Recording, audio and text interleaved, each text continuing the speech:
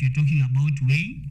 So mass can be measured, and it's measured in units called grams. That is the slightest unit you can measure mass. It is also measured in kilograms, and then it is measured in tons. Tons is the largest amount of mass that you can measure. So it can be measured in 3 units. We have the grams, we have the kilograms, and we have the tons. But when asked about the SI unit for mass, SI stands for standard unit.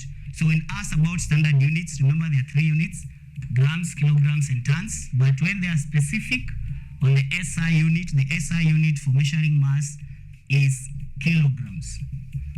So the SI unit for measuring mass is kilograms, the middle one. So we have said the least unit is grams, followed by kilograms, then followed by tons. Now, under weighing and balancing, we're going to find 3 things.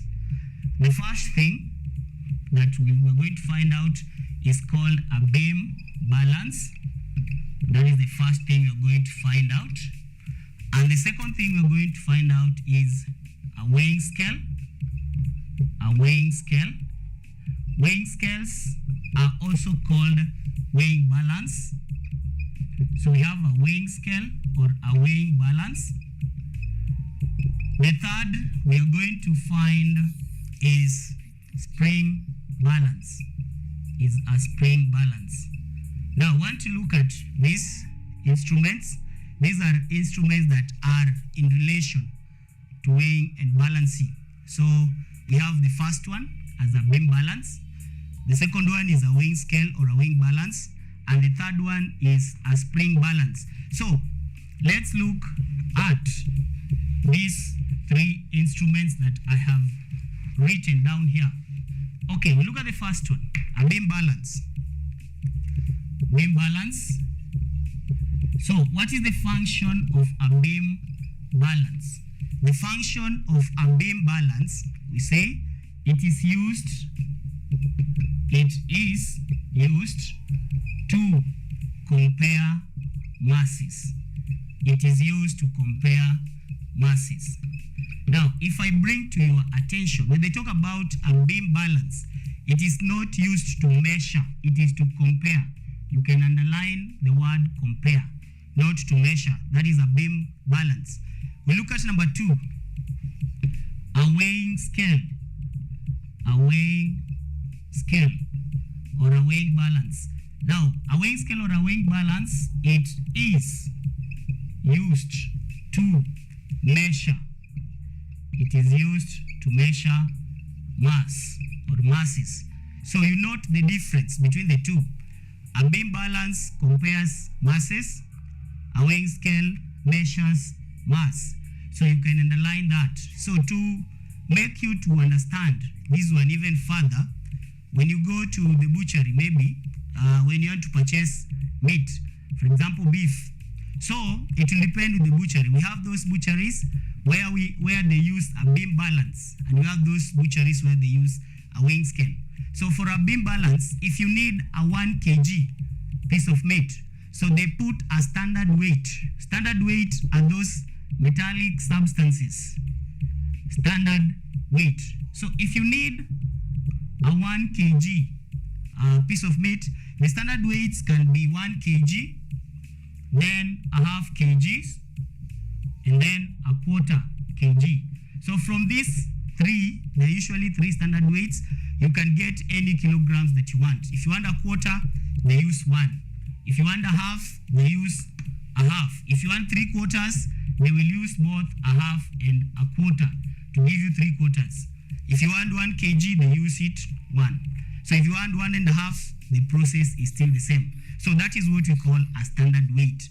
So for those butcheries that will use a beam balance, you will find that on one side of the beam balance, they put a standard weight. For example, if it's a 1 kg piece of meat, they put a standard unit of 1 kg, and then this other side, they start to put the meat. If it exceeds, they reduce, and vice versa, until it is at a balancing point. Remember, I started by defining balance as finding the steadiness. So that is an example of a beam balance. But we have others, mostly used nowadays, whereby as you are putting the kilograms of meat, it is recording the mass. We don't need to compare, we don't need to use the standard weights. That one is now a weighing scale.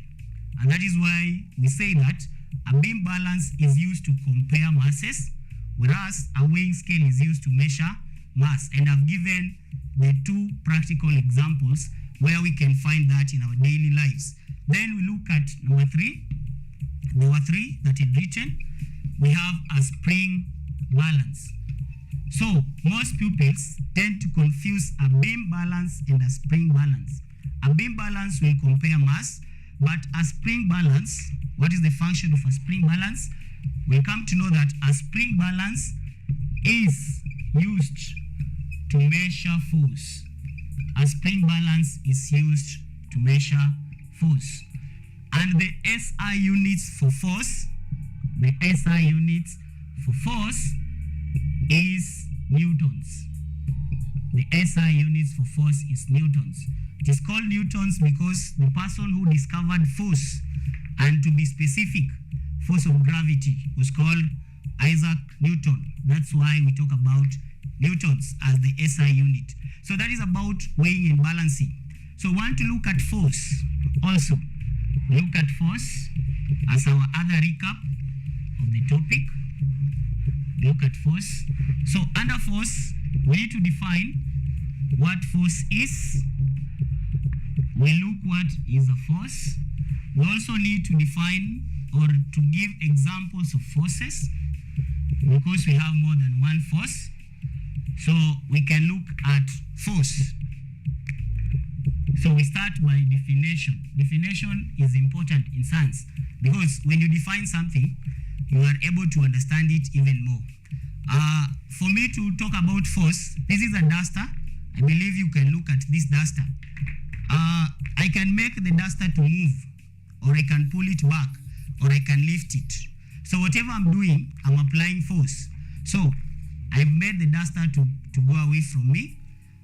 I've brought it towards me, and I've lifted it up. So the 3 are going to define what force is. So if I make it to go, I'll define it as a push. If I make it to come, I'll define it as a pull. And if I make it to go up, I'll define it as a lift. So the 3 gives us the definitions of force. So force is either a push, a pull, or a lift of an object. My object in this case is a duster.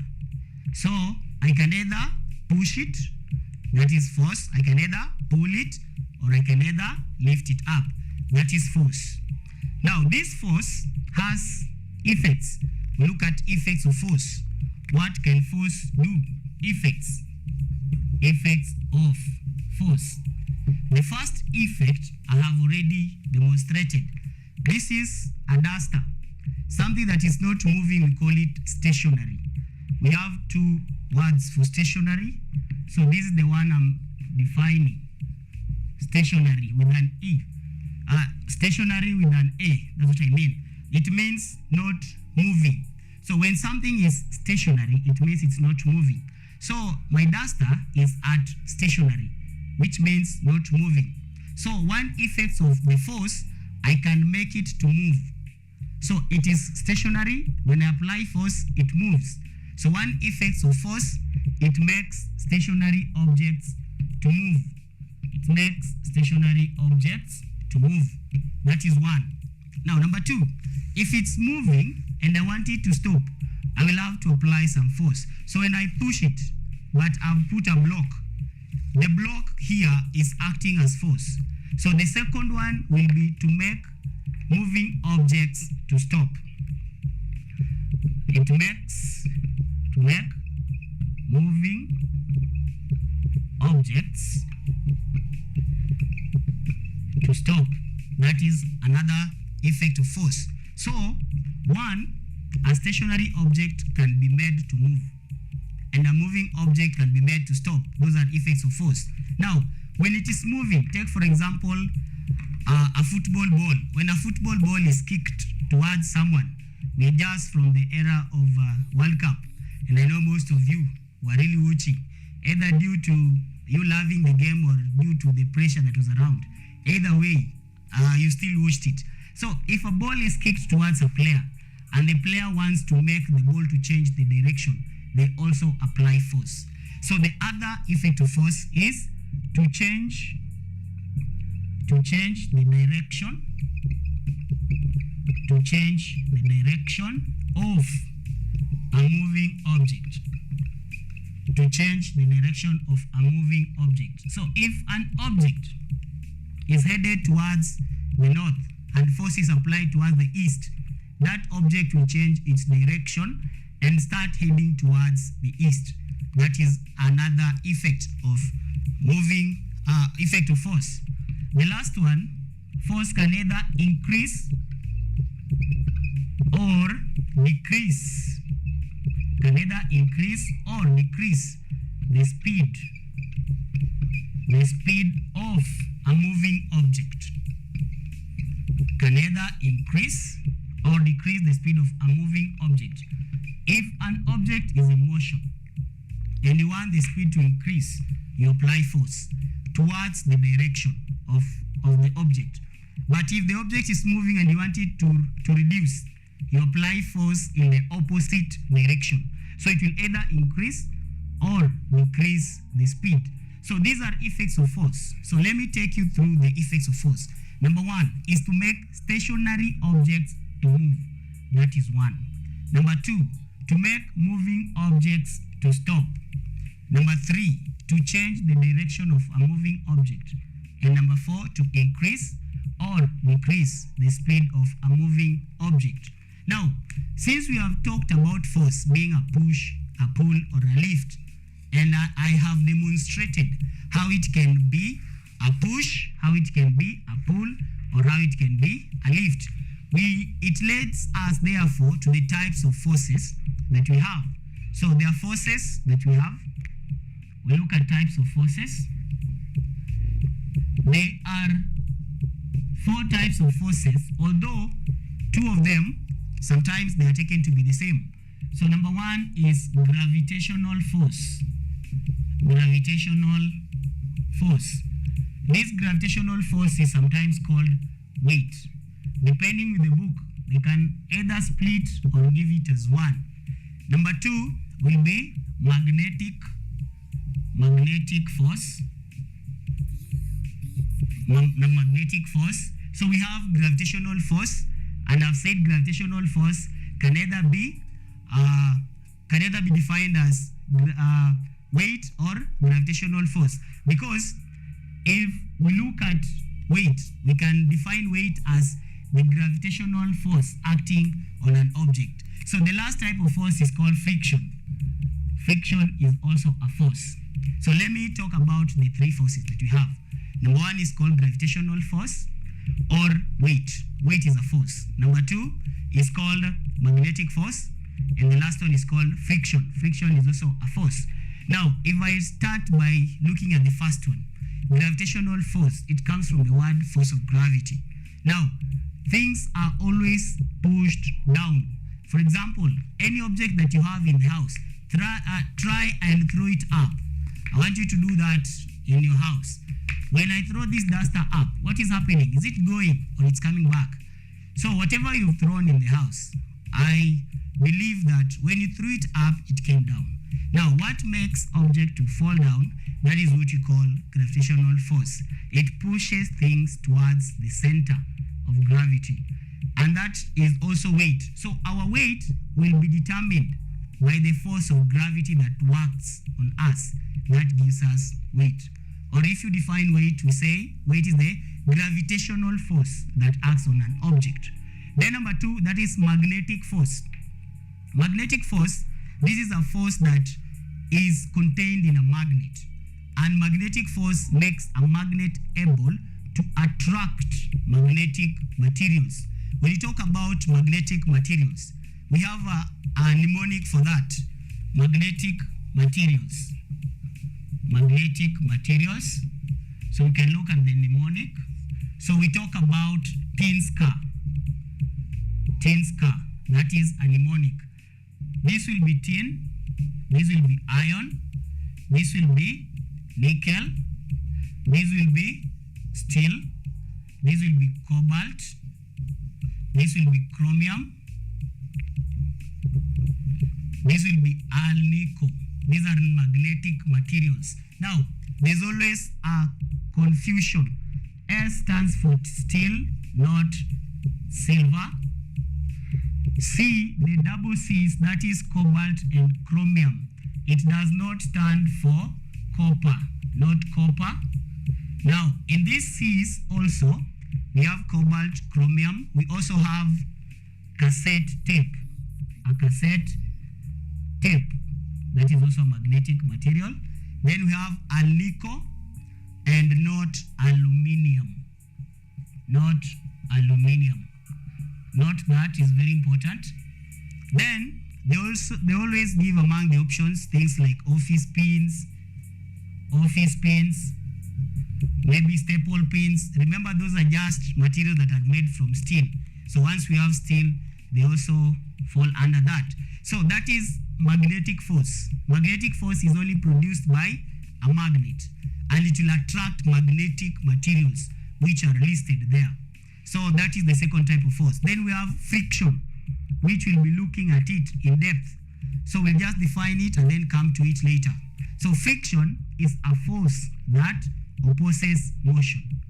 Friction is a force that opposes motion. So we'll be looking at friction some other time.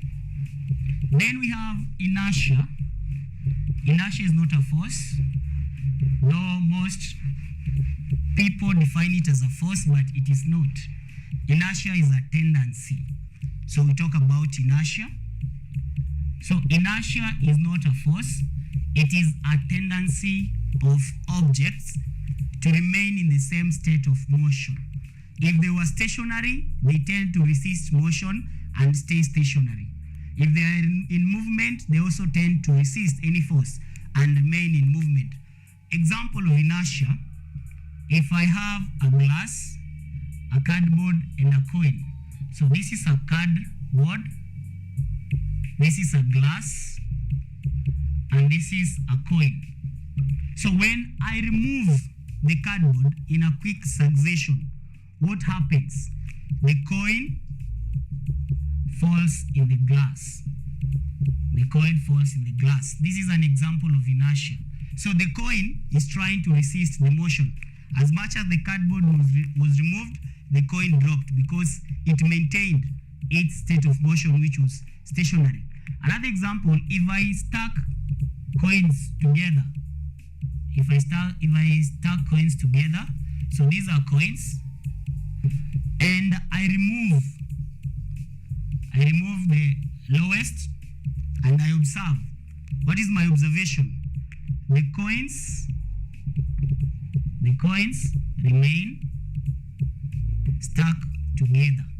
The coins remain stuck together.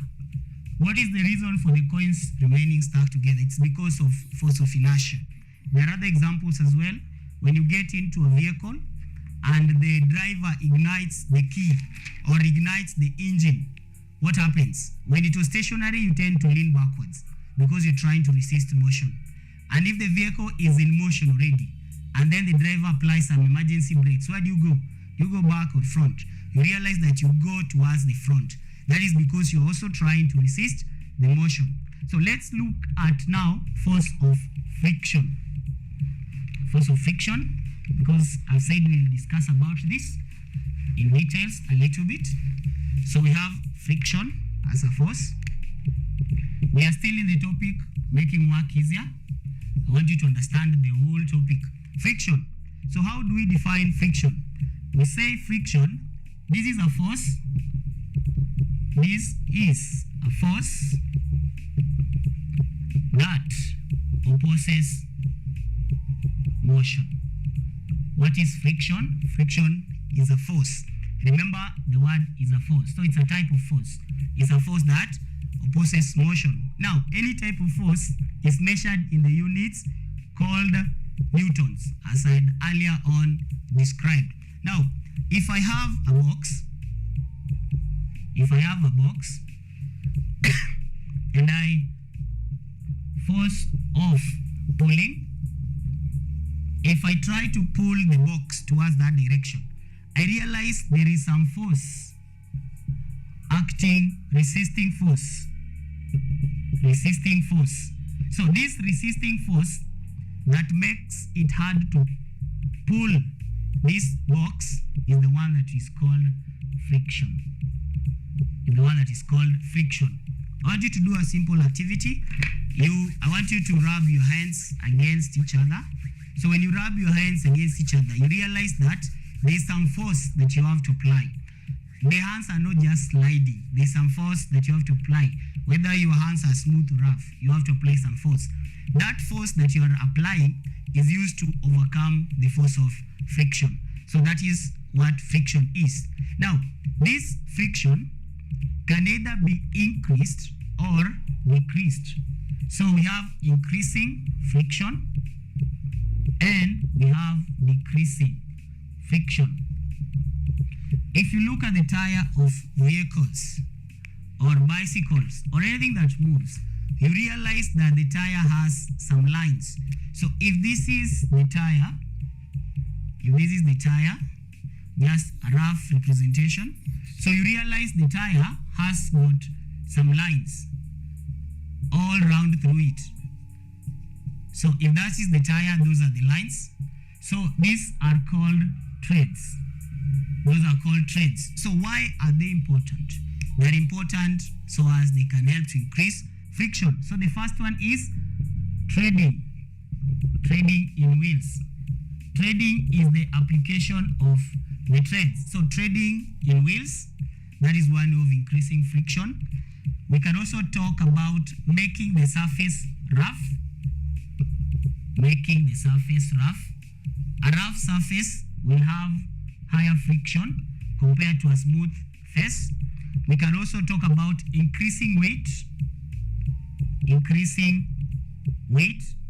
we increase the weight, we increase friction. We can also talk about increasing surface area. The surface area is that area of contact. So when we increase the area of contact, then we increase friction. We can also talk about application of maram on the roads. Upcountry, if you are upcountry, probably they are not tarmacked roads, you realize that they apply maram, some very small stones of some sort, such that when it rains, the vehicles can easily move. So that is what we refer to as maram. So when we put maram on the road, we are increasing friction. So our decreasing friction will come from the opposite of this, like making the surface rough. When we make it smooth, it will decrease friction. So making the surface smooth, that is one of ways of decreasing friction. We look at another one. It is increasing friction. So we'll talk about decreasing weight will decrease friction. Here we had increasing surface area. We talk about decreasing the surface area. So these are the opposites of this. Then we'll have other things like streamlining. Streamlining means that the front becomes narrower and the end becomes wider. That is streamlining. When we streamline, we decrease friction. Animals that have a streamlined body are those animals that swim and those that fly. They need a streamlined body to resist or to reduce the friction between either the animal and the air or the animal and the water. We can talk about ball bearings. If you've ever gotten a chance to look at the wheel of a bicycle, inside the wheel of a bicycle, we have very small metals that they put inside there and then they grease it. That is what we call ball bearings. So we have oiling and greasing. We already looked at that, so I'll not talk about it. And then the last one, we talk about use of rollers. My initial diagram, force of pulling. If I want to reduce the force that I use here, then I come with round objects, like maize cobs, for example, round objects. Now, these round objects, I place them under that box of food. So these ones are what we call rollers. So I put the rollers there, then I will have reduced the friction. So that is about reducing friction and increasing the friction. Friction has advantages and disadvantages. Friction has advantages and disadvantages. So I will leave you that to pass through the advantages and disadvantages of friction. But just to mention a few, one of the advantages can be walking. It enables us to walk. Another one is skating. That's an advantage. We also have writing, for me to write on the board. We have erasing. Those are advantages of friction. Disadvantages, we'll have it makes work difficult because more force has to be used to overcome the friction. It will produce unwanted heat. It will produce unwanted sound, and so on. So those are advantages and disadvantages of friction. So we are still in this topic, making work easier. And now we are getting to the main agenda of the day, and that is simple machines. That is what we want to look at today under making work easier. So we'll talk about simple machines, and we'll put them in three categories. The simple machines. Remember, initially we have talked about simple tools. Now I want to talk about simple machines. There's a slight difference. So, simple machines. Simple machines. Now, simple machines, these are, a machine is something that is used to make work easier. You don't have to write that, you have to understand that. A machine is something that can be used to make work easier. So anything that we can use and apply it to make our work easier, it will be categorized as a machine. So simple machines are machines that we don't need a lot of teaching so that you can operate them. We don't need a manufacturer's manual so that we read in order to operate the simple machines. When I talk about simple machines, I'm not talking about something like a vehicle. A vehicle is not a simple machine. You cannot wake up one day in the morning with no knowledge of driving whatsoever, and then you get into a car and you drive it. Therefore, that is not a simple machine. But you can take a wheelbarrow even without being told or taught how to push it, and you push the wheelbarrow from point A to point B. Therefore, a wheelbarrow there becomes an example of a simple machine. But a vehicle is not a simple machine. So that is important for you to understand. Now, simple machines, we look at three. The first one will be called levers. We look at levers. The second one will be called inclined planes. And the third one will be called pulleys.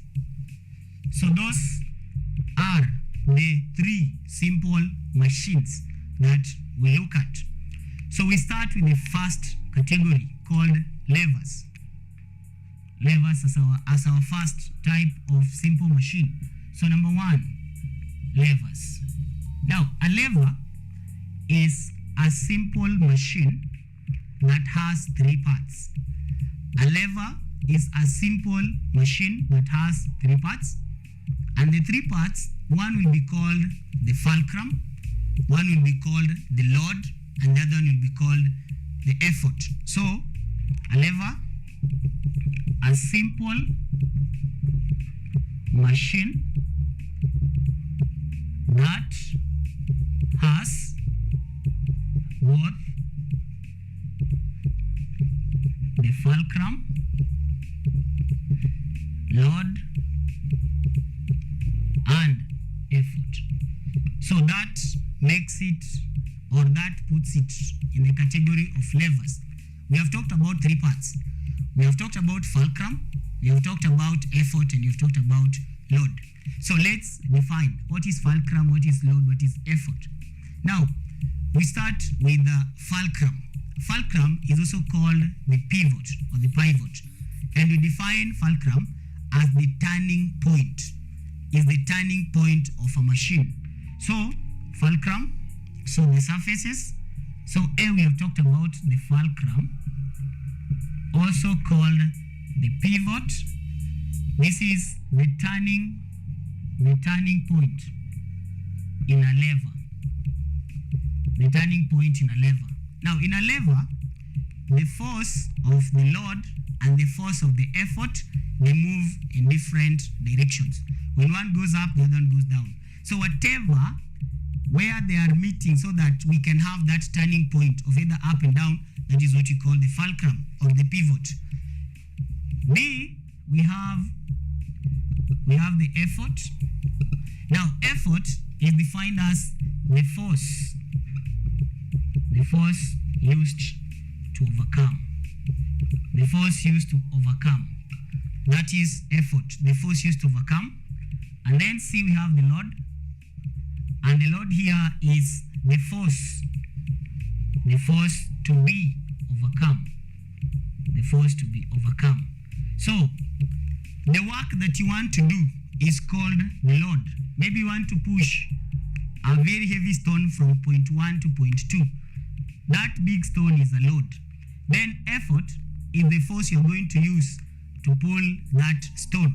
And fulcrum is the turning point as you're using that. So these levers are divided into three classes. We have classes of levers. Now, classes of levers come in based on the position of the fulcrum, the load, and the effort. So we use a mnemonic called FLE. So what does FLE stand for? FLE stands for, in the first class levers, the fulcrum is at the middle. In the second class levers, the load is at the middle. And in the third class levers, the effort is in the middle. So we have the three classes. First class levers, fulcrum is at the middle. Second class levers, the load. And third class levers is the effort. So we can just look at a few. We don't need to look at them, all of them. So first class, second class, and then third class levers. In the first class, we can have a claw hammer as an example. We can also have a crowbar as an example. Those two are in the first class levers. The second class lever, we can talk about a wheelbarrow. A wheelbarrow as our second class lever. We can also talk about the human foot. Human foot is in the second class levers. There are things that you need to remember. Human foot is in the second class levers. Human arm is in the third class levers. Let me write them together so that you don't forget. Then we have a bottle opener is in the second class levers. Bottle opener. Whereas a lid opener is in the first class. So those three are always examinable because they confuse. Lid opener, first class. Bottle opener, second class. Human foot, second class. Human arm, third class. Don't forget that. Then in the third class levers, we can add a fishing rod. A fishing rod. And we can also add a spade.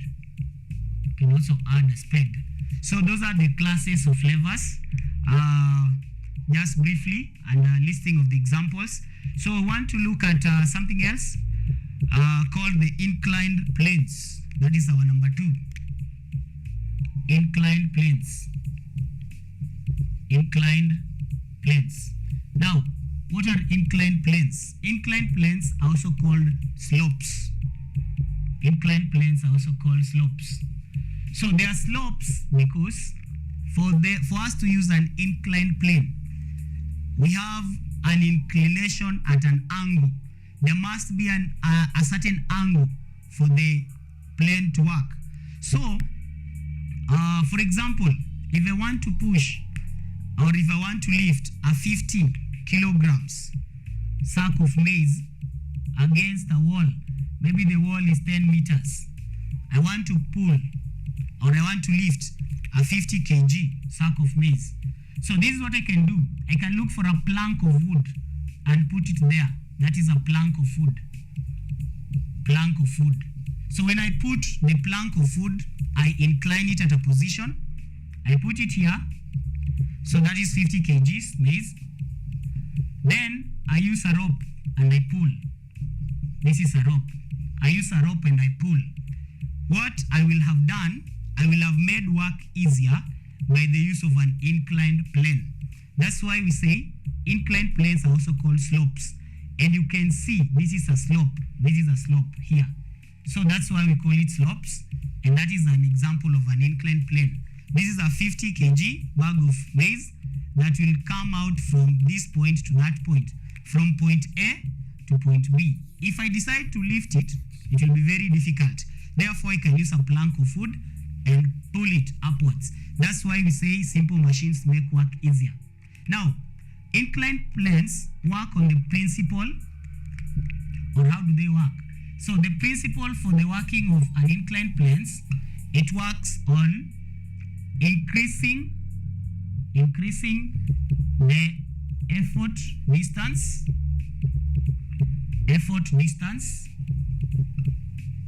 or you can also talk about reducing the slope. So what is the principle for working of an inclined plane? It is either increasing the effort distance or reducing the slope. I want to explain what that means. So because it is a slope, if I want to make work easier, I increase the effort distance. Now looking at my diagram, the one I've drawn, effort distance is the distance where I applied the effort. To use a different color. My effort was here and it reached, this was the destination. So the distance from this point X to point Y, this is what I call effort distance. So it should be increased using the same sack of maize, 2 people, A, B. So this is 10 meters. We have the first one and we have the second one. So this is person 1 and then this is person 2. I want you to understand what I mean by increasing the effort distance. So looking at this, maybe this distance between person 1 and person 2, who covers a longer distance? You realize person 2 covers a longer distance than person 1. Person 1 covers a shorter distance. So between person 1 and person 2, who uses less effort? The answer is person 2. This one uses less effort. Why is the person using less effort? Because this is a longer effort distance. This is a longer effort distance. So this one is a shorter effort distance. Shorter effort distance. So between the 2 people, this one will use less effort, person 2, due to a longer effort distance. That's why we say it makes work easier by increasing the effort distance. Alternatively, we say reducing the slope. When we reduce the slope, we make it gentle. We talk about reducing the slope. In simple English, this is to make the slope gentle. So person A and person 2, person 1 and person 2. The slope that is in person 1, this is called a steep slope. This is a steep slope for person 1. Person 2, this is a gentle slope. This is a gentle slope. So when we use a gentle slope, we use less effort compared to a steep slope. Therefore, it leads us to the understanding that it makes work easier by either increasing the effort distance, or reducing the slope. That is what it means. They are the two that are correlated. So we have examples of inclined planes.